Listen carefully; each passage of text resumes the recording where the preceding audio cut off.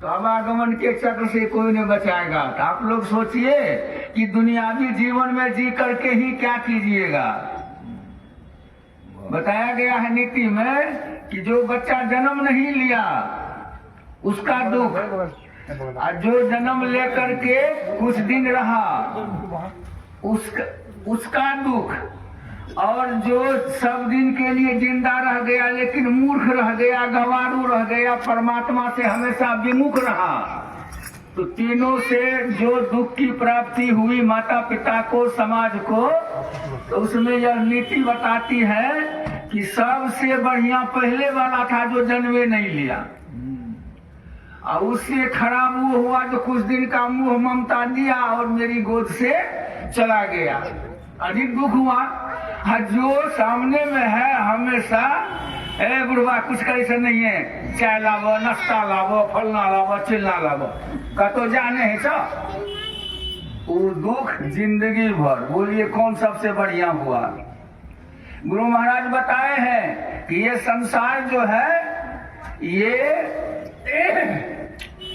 विषय तत्व है और परमात्मा जो है वो निर्विषय तत्व है।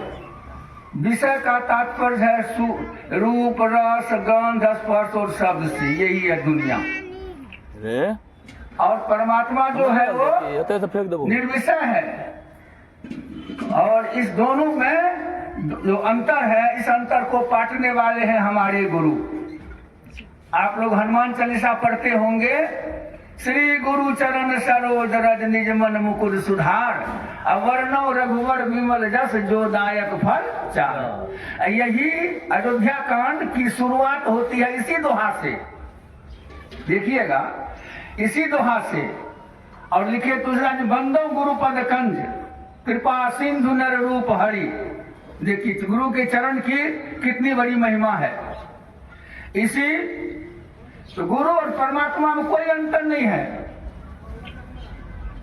महाराज ने लिखने की कृपा की है कि यदि हमारा आवरण हट जाए तो हमारे अंदर जो है ये बच्चा से लेकर के सयाना तक, जब तक गुरु का ज्ञान नहीं मिलता है तब तक वो मनुष्य शरीर में रहता है, और वह ज्ञान रूपी शरीर में तब आता है जब गुरु का ज्ञान उसे प्राप्त होता है। तो जब तक हम लोग को इनके चरण शरण में नहीं जाएंगे तब तक हम लोग भौतिकवाद से आध्यात्मिकवाद की एक झलक भी नहीं देख पा सकेंगे। प्रविष्टि की बात तो पृथक रह गई। इसलिए गुरु के शरण में हम लोग चलें। अभी सूरदास जी, क्या कहते, तुलसीदास जी विरचित एक पद बता रहे हैं, परमात्मा की सेवा में रखने जा रहे हैं, जिसमें उनके चरण कमल की किस तरह का वर्णन किया गया है, इसको हम लोग आप सुनेंगे।